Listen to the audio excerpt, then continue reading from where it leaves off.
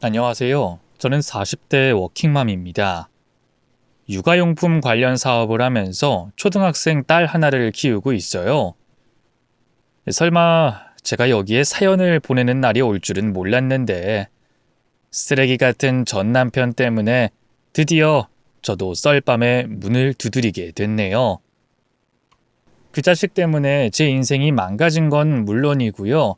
저희 엄마 가슴에 대못을 박는 것도 모자라 끔찍한 트라우마까지 안겨드리고 말았어요.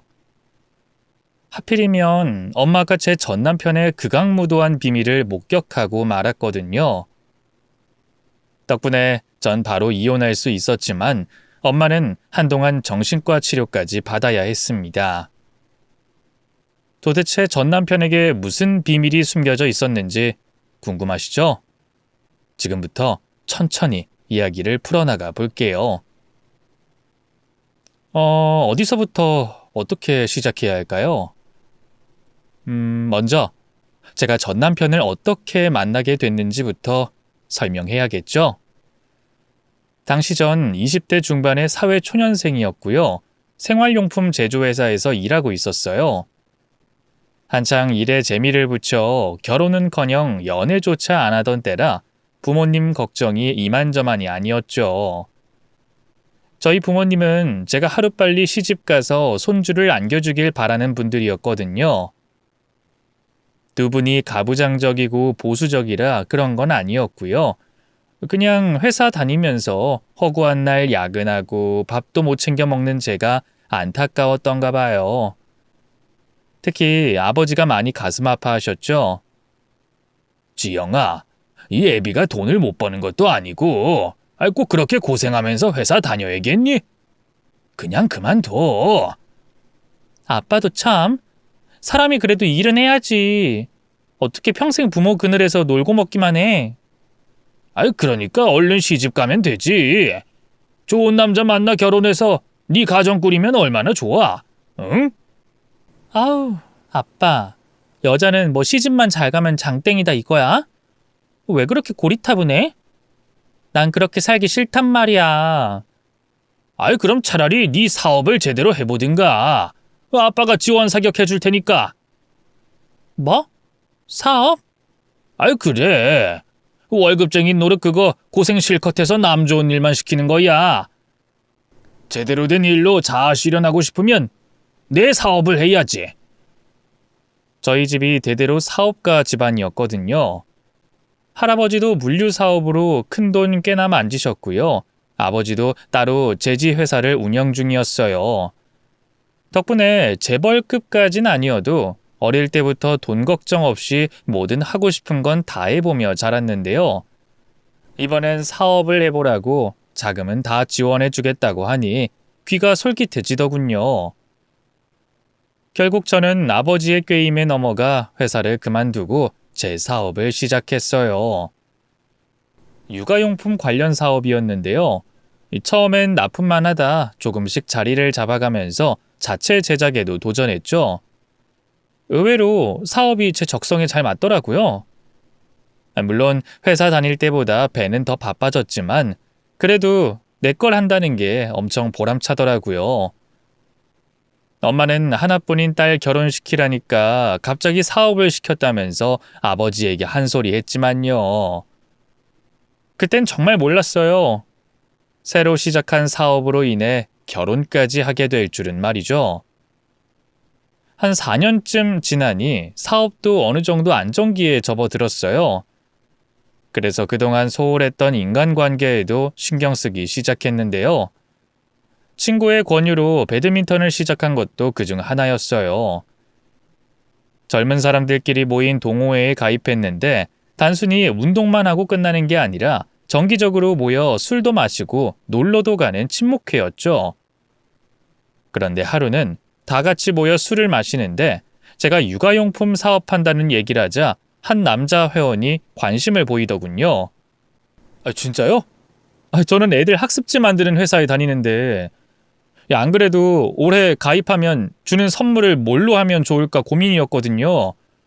혹시 뭐 추천해 줄 만한 물건 없을까요? 그래요? 애들 나이대가 주로 어떻게 되는데요? 졸지에 저와 남자는 사업 얘기를 나누게 됐어요. 다행히 남자가 원하는 상품을 저희 회사가 직접 제조하고 있어 바로 계약을 체결하게 됐죠. 그 계약 때문에 두어 번 밥을 먹다 보니 자연스럽게 남자에 대해서도 많이 알게 됐는데요. 저랑 동갑에 취미가 영화 감상이라는 것도 똑같더군요. 지영 씨 덕분에 부장님한테 칭찬받았어요. 단가 좋고 질 좋은 물건 건졌다고. 앞으로도 잘 부탁드려요. 저야말로 잘 부탁드려야죠. 너무 고마워서 그런데 이번 주말에 같이 영화라도 볼래요? 제가 영화부터 밥까지 풀코스로 대접할게요. 남자는 왠지 모르게 잔뜩 긴장한 것 같았어요. 덜덜 떨리는 목소리에 시뻘개진 얼굴. 아무리 연애 경험 없는 저라지만 남자가 제게 이성적인 호감을 갖고 있다는 걸 단박에 알겠더군요. 잠시 고민하던 저는 네, 좋아요. 주말에 몇 시에 볼까요? 하고 답했는데요. 그러자 남자가 가지런한 치아를 드러내며 환하게 웃더라고요. 그 미소를 보는데 이상하게 심장이 빠르게 뛰기 시작하더군요. 맞아요. 저도 남자에게 이성적인 끌림을 느낀 거였죠. 그렇게 그 주 주말 데이트를 시작으로 저희는 자주 단둘이 만나기 시작했어요. 극장에서 못해도 10편의 영화를 봤을 때쯤 자연스럽게 사귀게 됐죠. 남자친구는 좀 소심했지만 다정하고 섬세한 사람이었어요. 남자다운 카리스마나 리더십은 없었지만 그래도 불같은 제 성격을 다 받아주고 이해해주는 사람이었죠. 제가 사업을 하다 보니 아무래도 자주 만나기가 힘들었는데요. 심지어 남자친구 생일 당일에 급한 계약 때문에 혼자 내버려 둔 적도 있어요. 그래도 착한 남자친구는 그것마저 다 이해해줬답니다. 오히려 너무 일 때문에 고생하는 것 같다면서 건강 챙겨가며 일하라고 저를 걱정해줬죠. 이런 남자라면 결혼해도 좋겠다 싶더라고요. 제가 원래 좀 성격이 급해서 한번 마음먹은 건 빨리 해치워야 하거든요. 사귄 지 2년 만에 제가 먼저 결혼하자고 청혼했어요. 남자친구는 뜬금없다 놀라면서도 좋다고 하더군요. 바로 양가 부모님께 인사부터 드리기로 했죠. 시댁에선 다행히 저를 두 팔 벌려 환영했어요.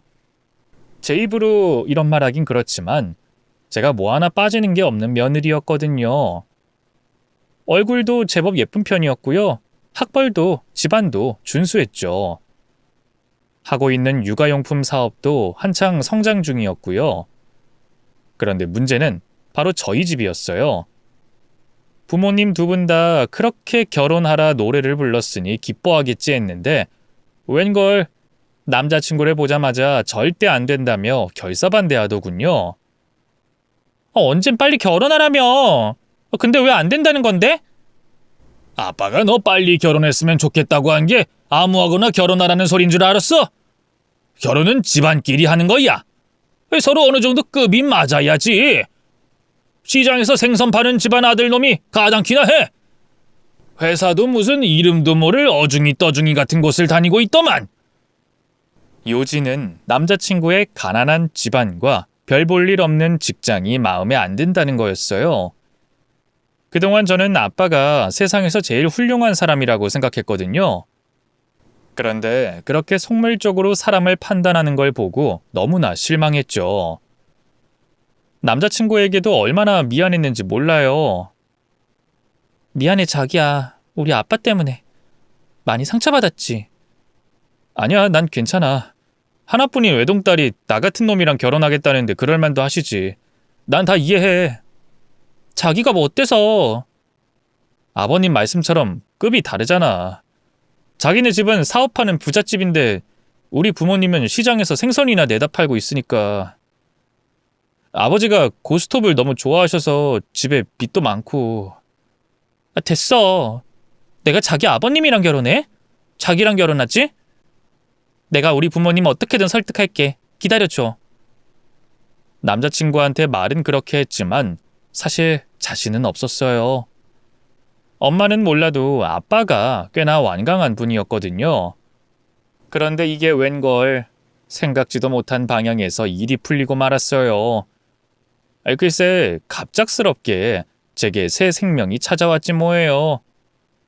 맞아요. 바로 임신이었어요.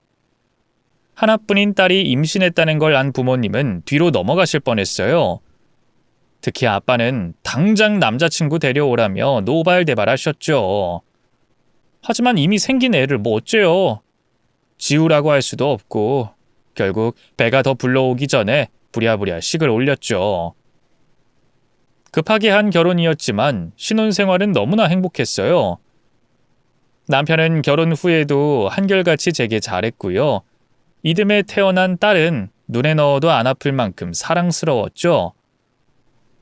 남편에게 냉랭하던 부모님도 손녀를 보시곤 약해지셨는지 차츰차츰 남편에게도 마음을 여셨답니다. 그렇게 인생사 새옹지마라고 결혼한 지 3년쯤 되면서부터 뜻하지 않게 나쁜 일들도 생겼는데요. 먼저 제가 하는 사업이 좀 주춤거리기 시작했어요. 출산과 육아로 사업에 집중을 못하다 보니 다른 경쟁업체에게 거래처를 많이 빼앗겼는데요. 그런 상황에서 갑자기 원자재 가격이 미친 듯이 폭등하면서 위기가 찾아왔죠. 정신을 차려보니 어느새 영업 매출이 반토막이 나 있더군요. 직원들 월급 주기에도 빠듯한 수준이었죠. 게다가 그쯤에 남편마저 회사를 그만뒀어요. 연애할 때부터 같이 일하던 상사 때문에 많이 힘들어했는데요. 작년 실적 가지고 그 상사가 남편을 많이 갈궜던가 봐요. 결국 어느 날 저한테는 한마디 상의도 없이 사표를 내고 왔더군요. 남편 마음은 이해했지만 미리 말이라도 해주지. 참 야속했어요. 사업이 휘청거려 당장에 분유값도 없는데 말이에요. 슬쩍 걱정을 내비치니 웬걸 남편은 너무나 태평하더군요. 무슨 걱정이야. 장인어른 장모님이 있는데. 하나뿐인 딸이 힘들다는데 설마 모른 척 하시겠어? 그래서 지금 우리 부모님한테 손을 벌리자고? 응. 뭐 어때? 장인어른 사업은 잘 되고 있잖아. 아니야? 그래도 이미 독립해서 결혼까지 했는데 어떻게 돈 얘기를 꺼내?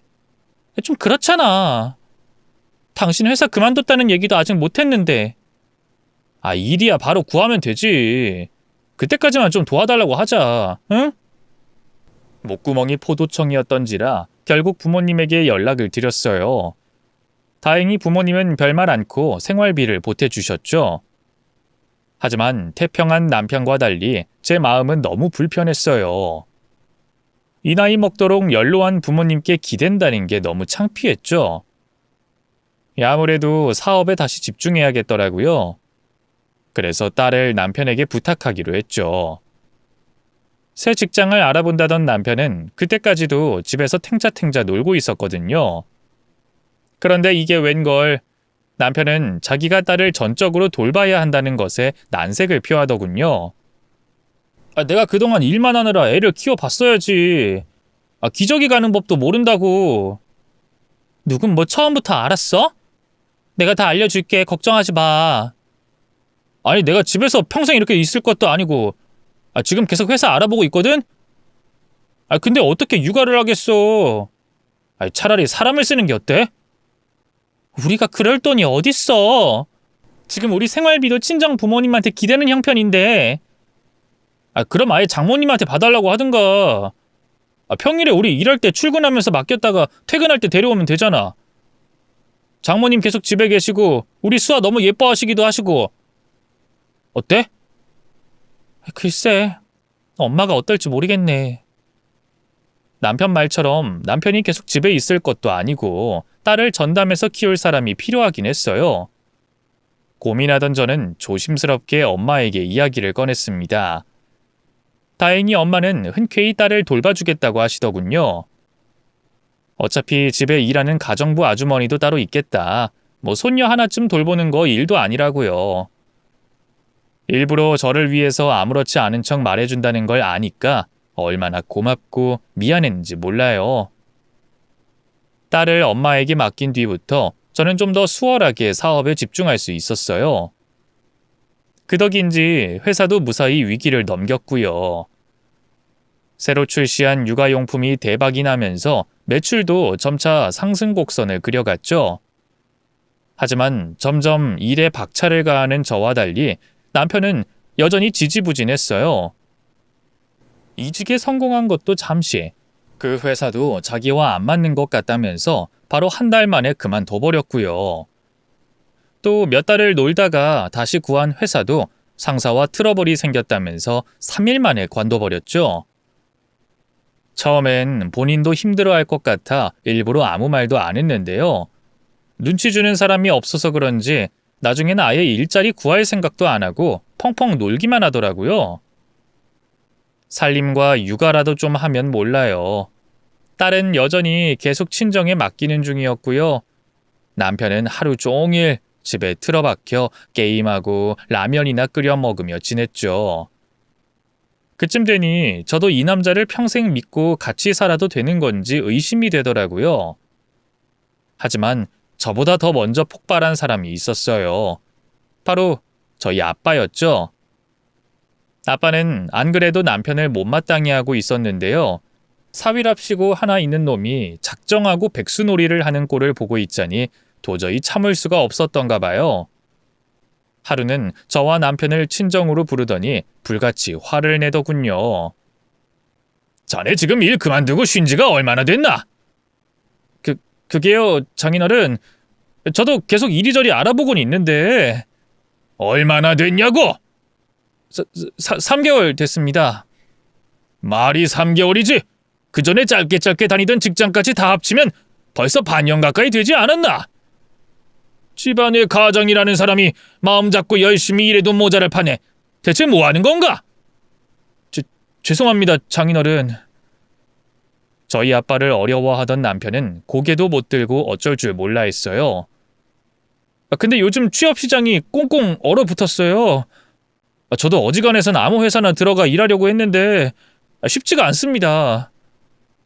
그렇다고 집에서 백수마냥 그렇게 놀고만 있어?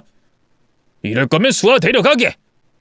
뭐 집사람은 놀 줄 몰라서 이 나이에 등골이 휘어라 손녀 키우는 줄 아나? 아빠가 멀쩡히 집에서 놀고 있는데 왜 우리 집사람이 손녀를 키워? 당장 데려가게. 장인어른, 제가 그렇다고 평생 집에서 수아 키우며 있을 순 없지 않습니까? 저도 남잔데요. 조금만 기다려 주십시오. 이번 달 내로 바로 취업하겠습니다. 안 그래도 친구 녀석이 소개해준 회사가 있어서 이력서 넣고 기다리고 있었습니다. 그래? 그럼 딱 한 달만 기다려 보겠네. 만약 이번에도 취업 못하면 그땐 수아 데려가게. 그리고 앞으로 경제적으로도 한 푼도 안 도와줄 걸세. 아빠는 작정을 했는지 남편에게 단단히 엄포를 놨고요. 그런 아빠가 무서웠는지 남편은 그달에 바로 약속했던 대로 취업을 했어요. 전에 다니던 학습지 회사와 비슷한 아동교육 관련 기업이었는데 연봉도 꽤나 높여서 갈 수 있었죠. 같이 일하는 사람들도 좋고 일도 만족스럽다면서 이번엔 별로 힘들어하지 않고 잘 다니더군요. 딱 맞는 회사를 못 찾아서 그런 거였지 남편도 한번 마음 잡으면 성실하게 잘 하더라고요. 남편이 그렇게 다시 안정적으로 자리를 잡고 나니 그제야 좀 안심이 되더군요. 덕분에 저도 더욱더 일에 집중할 수 있었는데요. 그쯤에 거래처에서 주문 물량을 크게 늘리면서 야근을 밥 먹듯이 하게 됐죠.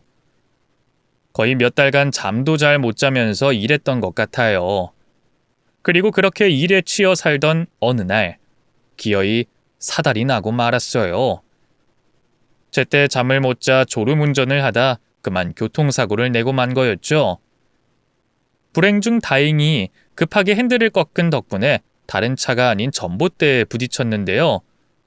에어백이 제대로 안 터지는 바람에 제법 크게 다쳤지 뭐예요.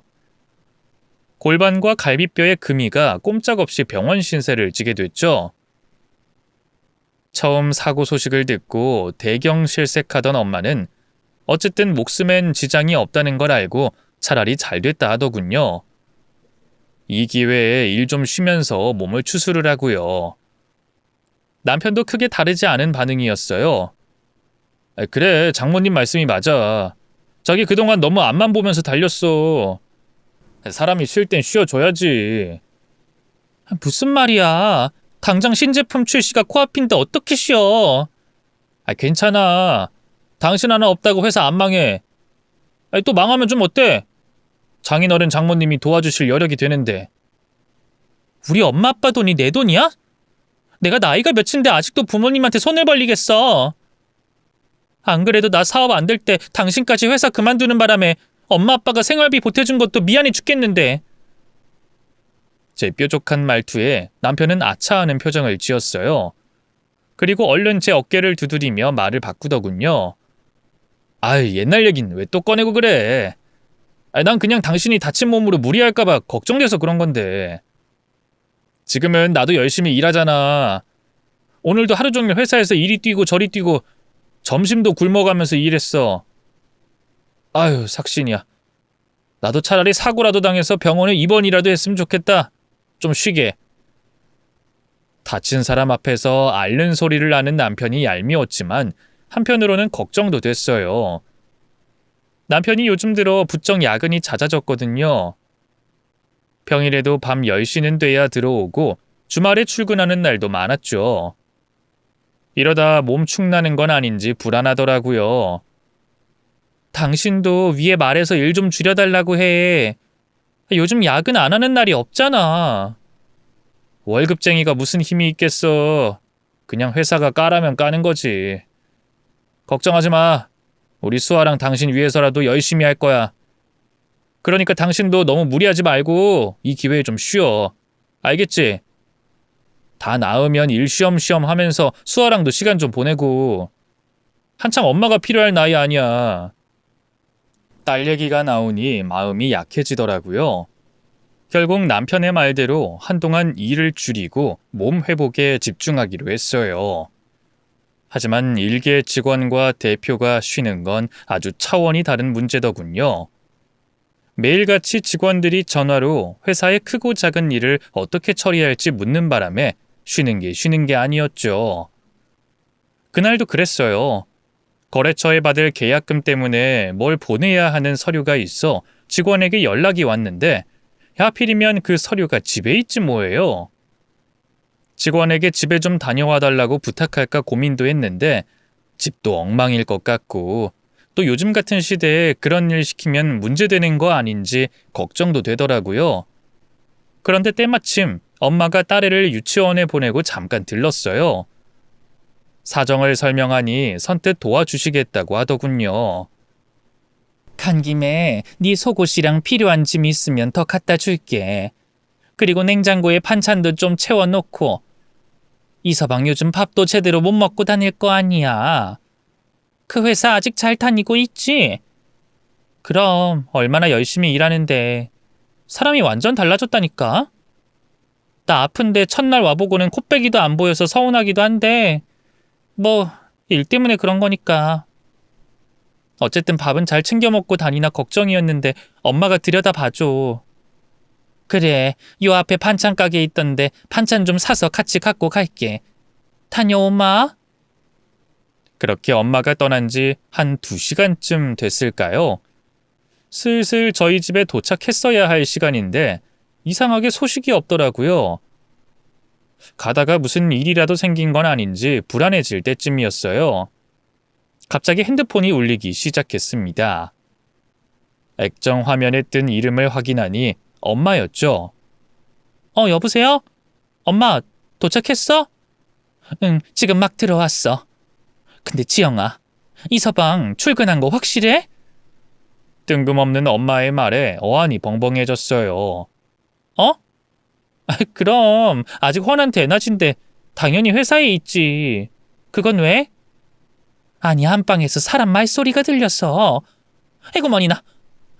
잠깐만 지영아. 엄마가 다시 전화할게. 갑자기 무슨 말이야. 여보세요? 엄마? 엄마는 외마디 비명과 함께 그대로 전화를 끊어버렸어요. 다시 전화가 걸려오길 기다렸지만 웬걸 30분이 넘도록 소식이 없더군요. 결국 못 참고 다시 걸어봤지만 받지 않더라고요. 집에 강도라도 들었는데 마주친 건 아닌가 오만 생각이 다 들더라고요. 경찰에 신고라도 해야 하나 고민하는데 갑자기 병실 문이 왈칵 열렸습니다. 그리고 그토록 기다리던 엄마가 들어왔는데 글쎄 웬 남자를 멱살 잡은 채로 질질 끌고 오지 않겠어요. 엄마가 고등학교 때까지 배구를 하셨기 때문에 손아귀 힘이 제법 센 편이거든요. 성격도 불같아서 남자들하고 곧잘 싸우기도 많이 하고요. 그래도 나이 드신 뒤로는 많이 점잖아지셨는지 그런 일도 없었는데 갑자기 웬 남자를 질질 끌고 오니 얼마나 놀랐겠어요. 엄마 뭐야? 옆에 있는 사람은 누구? 전 차마 말을 잇지 못하고 입을 떡 벌렸어요. 엄마에게 멱살 잡혀 끌려온 사람은 다름 아닌 제 남편이었거든요. 반쯤 풀어헤쳐진 티셔츠에 추리닝 차림이라 미처 몰라봤던 거였죠. 꼴을 보아하니 도저히 회사에 있던 사람으로는 보이지 않더군요. 뭐야? 당신이 어떻게 엄마랑 같이 와? 둘이 싸웠어? 제 말에 남편은 아무 말 못하고 엄마 눈치만 봤어요. 그러자 엄마가 남편을 향해 무서운 표정으로 눈을 부라리더군요. 자네가 직접 설명하게. 아니면 내가 말해? 아닙니다, 장모님. 제가 얘기할게요. 평소 아빠는 남편을 못마땅하게 여겨 좀 모질게 굴었지만 엄마는 그래도 우리 사위 하면서 잘해줬거든요. 근데 이게 웬걸 지금은 당장 찢어 죽일 것처럼 노려보더군요. 도대체 무슨 일인가 싶더라고요. 뭐야? 둘 다 왜 그래? 대체 무슨 일인데?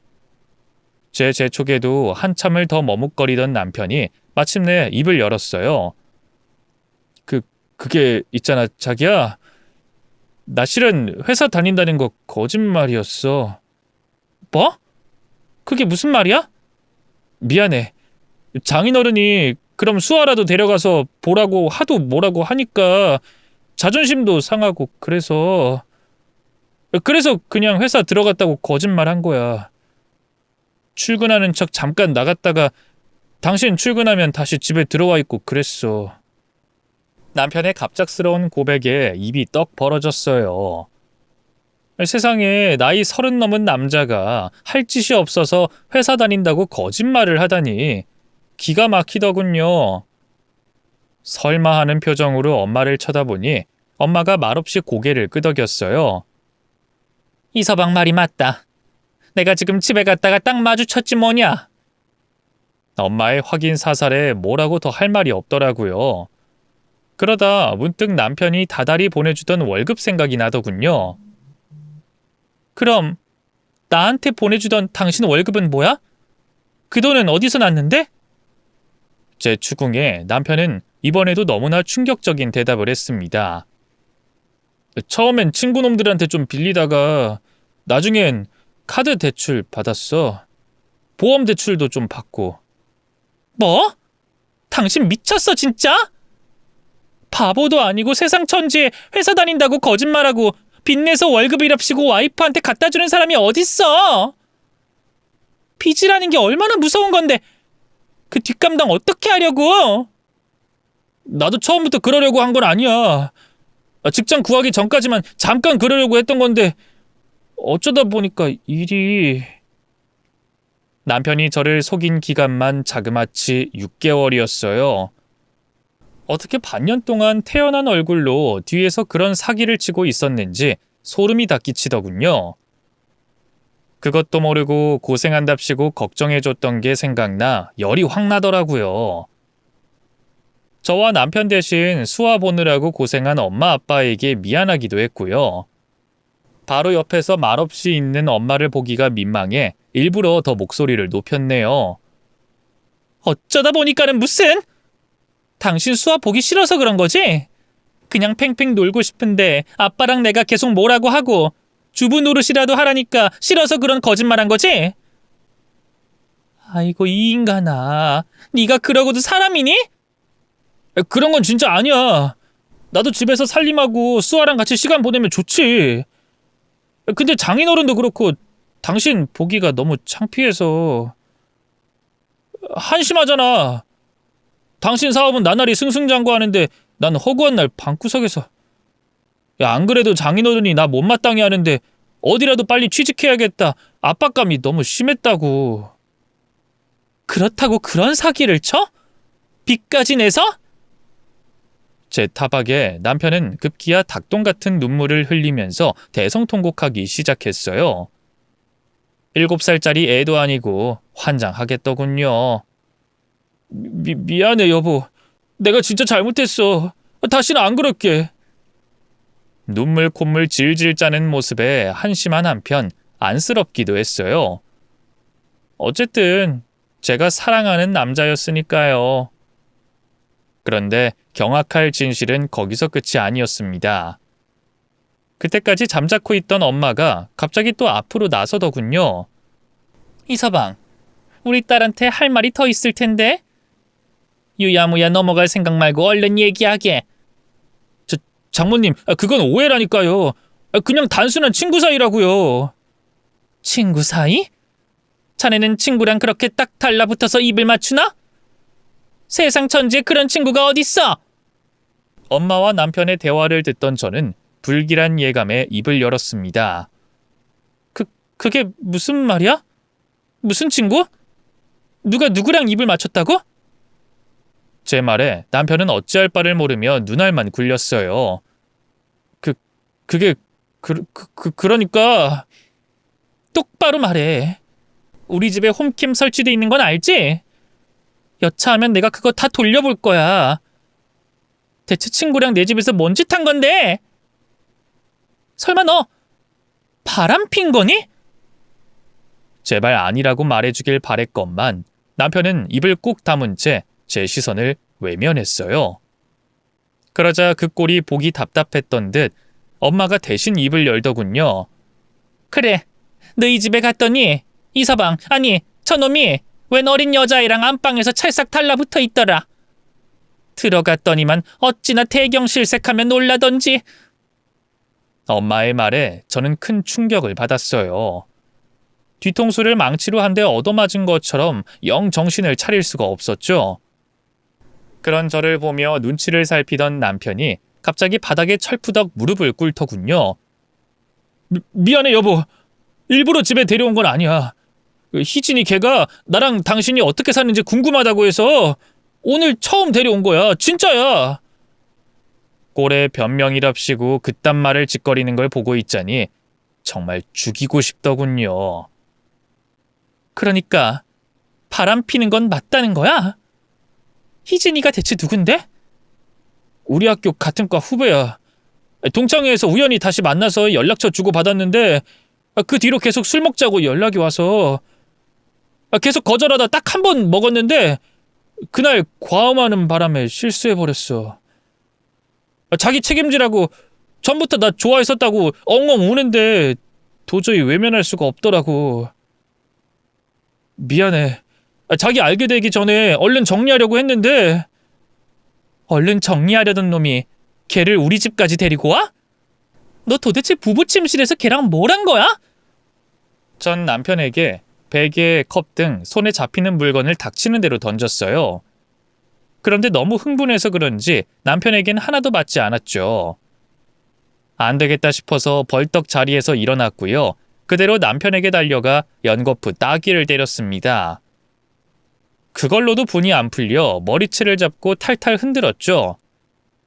남편은 밀치지도 못하고 악소리를 내면서 애원만 했어요. 자기야, 제발 이 손 좀 놔줘. 나 걔랑 처음에 실수했던 거 빼곤 아무 짓도 안 했어. 진짜야. 오늘 그 키스도 내가 먼저 한 거 아니야. 걔가 먼저 달려든 거지. 그걸 내가 어떻게 믿어? 그 기집애 어딨어? 희진인지 뭔지 그냥 당장 내 앞으로 데려와. 자기야, 진정 좀 해. 지금 여기서 걔를 어떻게 데려와? 뭐? 못 데려와? 왜? 너 진짜 그 기집애 사랑하니? 그래서 지금 꼴에 보호하는 거야? 그런 거 아니야. 나한텐 당신밖에 없다는 거 알잖아. 그럼 당장 그 기집애 여기로 불러! 부른다고 걔가 오겠어? 아까 집에서 장모님한테 들켰을 때도 바로 도망갔단 말이야. 일단 전화해봐. 안 오면 바로 상간녀 소송 걸 거라고 해. 제 말에 남편은 울며 겨자 먹기로 상간녀에게 연락했어요. 그 사이 저는 엄마를 일단 집으로 돌려보냈죠. 엄마는 끝까지 함께 있고 싶어 했지만 곧 딸애가 유치원에서 돌아올 시간이라 어쩔 수 없이 발길을 뗐어요. 전 엄마에게 더 이상 더러운 꼴을 안 보여도 된다는 생각에 안심했죠. 그렇게 한두 시간쯤 흘렀을까요? 상간녀가 저희 병실로 찾아왔는데 이게 웬걸, 제 눈치를 보긴커녕 당당한 표정으로 남편 옆에 서더군요. 바로 달려온 것 같은데 그 와중에 화장까지 곱게 했더라고요. 보통 계집애가 아니다 싶더군요. 안녕하세요. 김희진이라고 합니다. 말씀 많이 들었어요. 어린 게 어찌나 발칙하던지 당장 찢어 죽이고 싶은 마음을 꾹 참고 입을 열었죠. 이봐요 아가씨. 지금 남의 남편이랑 붙어먹고 뭐가 그렇게 당당해요? 당장 내 앞에서 무릎 꿇고 빌어도 모자랄 판에? 그러자 상간녀가 헛웃음을 치더군요. 제가 왜요? 사랑이 죄는 아니잖아요. 뭐요? 사랑? 네, 저랑 오빠 서로 사랑하는 사이예요. 오빠가 당신같이 바가지만 긁고 매력이라고는 하나도 없는 여자랑 결혼해서 얼마나 불행해하는지 알아요? 진작부터 이혼하고 싶어 했는데 당신이랑 당신 딸이 불쌍해서 차마 얘기 못하고 있는 거였어요. 차라리 잘 됐네요. 우리 오빠 그만 저한테 넘겨주세요. 서로 사랑하는 사람끼리 살아야죠. 안 그래요? 뭐가 어쩌고 어째? 저 자식이 나랑 이혼하고 싶어 한다고? 네. 오빠, 얼른 얘기 좀 해봐. 오빤 계속 이혼하고 싶어 했잖아. 근데 이 여자가 오빠네 집 재산 때문에 계속 이혼 안 해주려고 버티던 거라며. 그러니까 희진아. 졸지에 두 여자 사이에 낀 남편은 이러지도 저러지도 못하고 어쩔 줄 몰라 했어요. 그런데 상간녀의 말을 계속 듣자 하니 뭔가 이상하더군요. 상간녀는 저를 남편의 돈을 노리고 붙어있는 꽃뱀 취급을 하더라고요. 참나, 꽃뱀짓도 사람 봐가면서 하는 거지. 이 빈털털이 기생충 같은 인간에게 무슨... 뭔가 단단히 오해하고 있는 것 같더군요. 오빠, 얼른 이 꽃뱀 같은 여자한테 말해. 이혼하자고. 위자료 정도는 좀 떼줘도 되잖아. 오빠네 집 재산이 그렇게 많은데. 더는 못 들어주겠어서 천천히 입을 열었어요. 아까부터 계속 사람을 꽃뱀 취급하는데 내가 저 인간한테 무슨 돈을 뜯었다고 그래? 그 반대라면 모를까. 그러자 상간녀가 자신만만한 태도로 팔짱을 끼더군요. 이거 왜 이래요?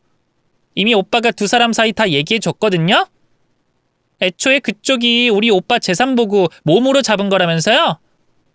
가진 거 하나 없는 빈털털이라 오빠네 집에서 계속 반대했는데 속도 위반으로 애 생겨서 어쩔 수 없이 결혼한 거잖아요. 결혼 후에도 계속 오빠 돈으로 백 사고 보석 사면서 사치하고. 이해해요. 그 으리으리한 2층짜리 집에서 사모님 소리 들으면서 사는 게 너무 좋았겠죠. 근데 그거 당신 거 아니에요. 내 거지. 오빠가 사랑하는 사람은 나니까 이제 그만 이혼하고 그 집에서 나가요. 위자료는 오빠한테 잘 얘기해서 넉넉하게 챙겨줄 테니까. 참나, 이 인간이 그래? 내가 자기 재산 보고 욕심나서 몸으로 덤빈 거라고? 이거 완전 지 얘기를 반대로 해놨네? 제 말에 남편은 움찔하면서 시선을 피했고요. 상간녀는 당황한 채로 누나를 굴렸어요. 그게 무슨 말이에요? 반대라니? 야, 난 한 번도 저 자식 돈으로 사치해본 기억이 없어. 다니던 회사도 툭하면 때려쳐. 거지 같은 시댁은 허구한 날 돈 좀 달란 소리밖에 안 해. 사치는 무슨 놈의 사치? 오히려 우리 집에서 저 자식 대신 다달이 생활비 보내줘, 집 해줘. 별의별 걸 다 해다 바쳤는데. 지금도 내가 뼈 빠지게 육아용품 팔아서 저 자식 먹여 살리고 있다고 알아? 육아용품이요? 그건 우리 오빠가 하는 사업인데? 이 새끼가 진짜. 너 내가 하는 사업도 네가 하는 거라고 거짓말했니? 넌 진짜 인간이 왜 그렇게 후지니? 나한테 회사 다닌다고 사기쳐. 저 상간녀한텐 내가 하는 사업 지가 하는 거라고 사기쳐. 인생을 그렇게 입만 털면서 날로 먹고 싶니? 미안해 자기야. 내가 입이 10개라도 할 말이 없다. 제 말에 남편은 고개를 푹 숙였어요. 그러자 상간녀의 얼굴이 하얗게 질리더군요. 그럼 이 여자 말이 다 사실이라는 거야? 땡전 한 푼 못 벌면서 집에서 쌀만 축 내는 게 오빠고 부자 부모의 사업으로 억대 수익 올리는 건 이 여자고? 어쩜 그동안 날 그렇게 감쪽같이 속일 수가 있어? 미안하다. 나도 남자다 보니까 있어 보이고 싶은 마음에 말하다 보니. 어쨌든 우리 여기까지만 하자. 희진아, 일이 이렇게 되니까 알겠어. 난 내 아내도 우리 딸도 너무 소중해. 너한텐 아무 감정 없어. 하룻밤 실수로 어쩌다 보니까 여기까지 오게 된 거지. 뭐? 오빠 지금 나한테 헤어지자고 말하는 거야? 언젠 나밖에 없다며. 진짜 사랑하는 건 나뿐이라며. 내가 언제? 괜히 우리 아내가 오해할 만한 말 하지 마. 난 그런 말 한 적 없어. 지영아, 진짜야. 남편은 상간녀랑 대화를 나누던 도중 다급하게 저를 보며 변명했어요. 그 꼴을 지켜보던 상간녀가 갑자기 헛웃음을 내뱉더니 그대로 남편의 뺨을 때리더군요. 개자식, 너같이 땡전 한 푼 없는 거지놈한테 깜빡 속아서. 애초에 나도 너 돈 보고 접근했던 거지 진짜 마음 준 적 없거든? 기가 막혀. 완전 재수 온 붙었네. 야, 너 다신 내 눈앞에 띄지 마라. 알겠어? 뭐? 거지놈? 희진이 너도 요즘 여자애들이랑 똑같구나. 돈이나 보고 남자한테 접근하면 그게 꽃뱀이지 다른 게 꽃뱀이야? 애초에 네가 먼저 꼬신 거잖아. 당장 아내한테 그거 설명이나 해. 난 가만히 있었는데 네가 먼저 꼬리친 거라고. 참나. 술 먹자고 하자마자 바로 좋다고 달려온 게 누군데? 동창회에서도 네가 은근슬쩍 내 손잡고 아내랑 사이 안 좋다고 흘렸잖아. 누구한테 다 뒤집어 씌우려고 해? 급기야 두 년놈은 제 앞에서 네가 잘했네, 내가 잘했네 싸우기 시작했어요. 그 꼴을 보고 있자니 도대체 내가 여기서 뭘 하고 있는 건지 회의감이 들더군요. 전 다투는 두 사람 사이로 끼어들었어요. 됐고, 너희 둘 다 똑같은 것들이야. 상간녀 소송이며 이혼 소송이며 할 수 있는 법적인 절차는 다 밟을 거니까 그렇게 알아. 둘이 손잡고 사이좋게 변호사라도 찾아가든지. 근데 우리 집 부자인 건 알지? 최고 로펌에서 변호사 선임할 거고 집에 있는 홈캠이며 뭐며 증거란 증거는 죄다 수집할 거야. 둘 다 각오하라고. 알겠어? 고소하겠다는 얘기가 나오자 두 사람의 안색이 싹 달라졌어요. 특히 남편은 얼굴이 시퍼렇게 질리더니만 주춤주춤 뒷걸음질까지 치더군요. 여보, 진짜 나랑 헤어질 거야? 당신 나 사랑하잖아. 나 없으면 못 살잖아. 한 번만 봐주라, 응? 그 뻔뻔한 말을 듣고 있자니 절로 비웃음이 나오더군요. 그거야 네가 지고지순 나밖에 모르는 사람인 줄 알았을 때 일이지. 그동안 한심한 백수 기생충 같은 너 참아준 이유? 딱 하나야. 그래도 사람은 착하니까 나 몰래 뒤에서 딴짓거리는 안 하겠지. 그거밖에 없었어. 근데 아주 뒤통수를 제대로 맞았네? 나랑 우리 엄마 아빠한테 회사 다닌다고 거짓말했던 건 뭐 100번 양보해서 그냥 넘어가 줄 수 있어. 근데 바람? 그건 절대 안 되지. 볼 것도 없이 당장 이혼이야. 여보, 실수라고 했잖아. 나한텐 당신밖에 없단 말이야. 진짜야. 근데 자꾸 장인어른하고 당신은 나 무시하는 것 같고 남자로서 자존감도 떨어지고 하니까 좀 다른 여자한테라도 있어 보이고 싶은 마음에 내가 너무 멍청했어. 내가 있어 보이고 싶은 여자는 당신밖에 없다는 걸 알아야 했는데. 입은 아직도 뻔지르르 하네. 됐고, 당장 내 앞에서 꺼져. 이혼 서류는 변호사 통해서 보낼 테니까. 진짜 나랑 이혼하겠다고? 그럼 수아는 어떡하고? 내 딸은 내가 알아서 할 테니까 넌 신경 꺼. 그러자 남편은 잠시 머뭇거렸어요. 그리고 너무나 기막힌 말을 하더군요. 그럼 내 빚은 어떻게? 당신한테 다달이 월급이라고 보내준 돈.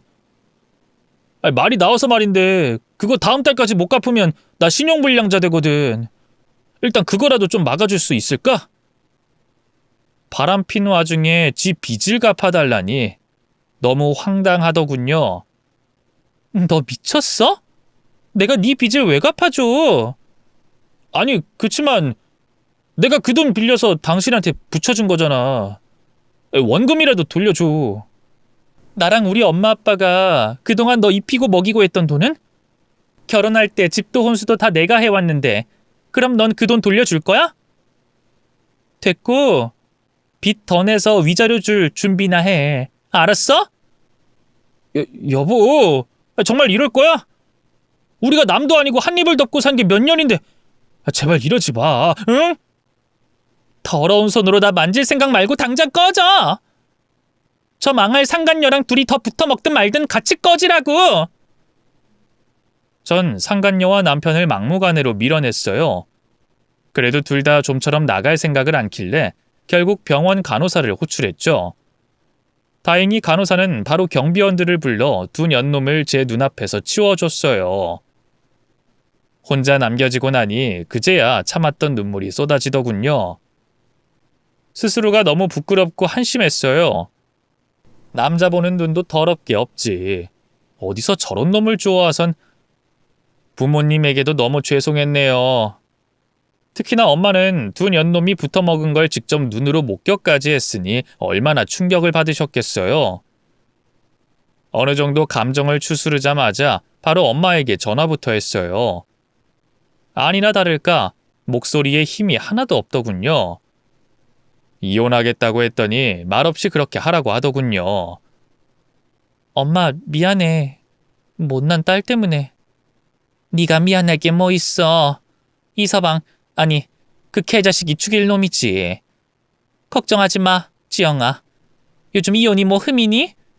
개나 소나 다 하는 게 이혼인데. 더군다나 너한텐 엄마 아빠가 있잖아. 걱정하지 말고 필요한 거 있으면 엄마 아빠한테 다 말해. 알았지? 우린 너한테 무슨 일이 있든 늘 네 편이니까. 엄마의 위로를 듣고 있자니 또다시 참았던 눈물이 쏟아졌어요. 그건 엄마 역시 마찬가지였나 봐요. 수화기 너머로 간간히 흐느끼는 소리가 넘어오더군요. 그렇게 저희 모녀는 핸드폰을 붙들고 한참을 울었네요. 그 뒤로 저는 좀 더 몸을 추스른 뒤 퇴원했어요. 그리고 바로 이혼 준비를 시작했죠. 예상했던 대로 남편은 끝까지 이혼 못한다 버텼네요. 결국 변호사를 선임해 이혼 소송을 진행하고 동시에 상간녀 소송까지 걸었죠. 법적 다툼은 길지 않았어요. 귀책 사유가 남편에게 있다는 게 너무 명확했으니까요. 그 두 년놈은 이혼 소송 중에 결국 헤어졌어요. 천년의 사랑인 양 남의 집까지 쳐들어와 붙어먹을 땐 언제고. 막상 죗값을 치러야 할 순간이 되니 서로 네 잘못이 더 크네 어쩌네 하면서 싸우기 바쁘더군요. 지금은 둘 다 서로 철천지 원수처럼 연락도 안 하고 산다더라고요. 중간에 상간녀와 그 부모가 찾아와 제발 소를 취하해달라며 손이 발이 되도록 빌었지만 깨끗하게 무시해줬답니다. 몰랐는데 그 상간녀가 아이들 가르치는 선생이었더라고요. 어떻게 남의 가정 파탄낸 짐승만도 못한 게 교편을 잡을 수 있는지.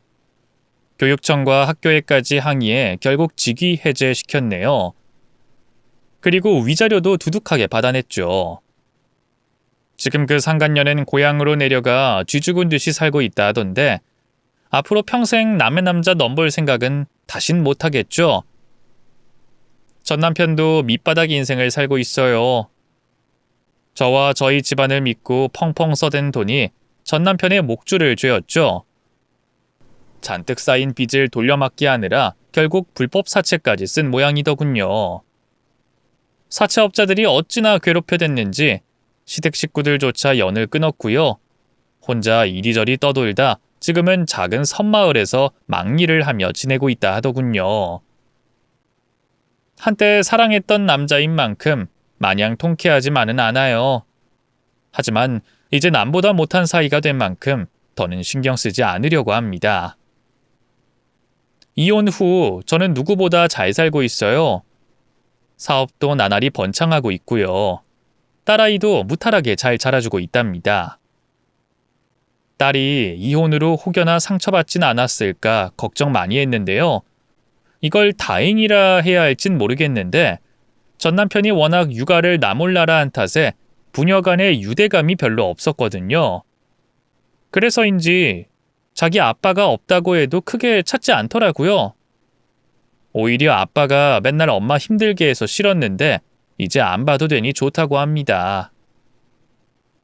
이혼 당시 딸 애도 마냥 어리진 않았다 보니 전 남편이 그리 좋은 남편도 아빠도 아니었다는 걸 대충 알고 있는 것 같아요.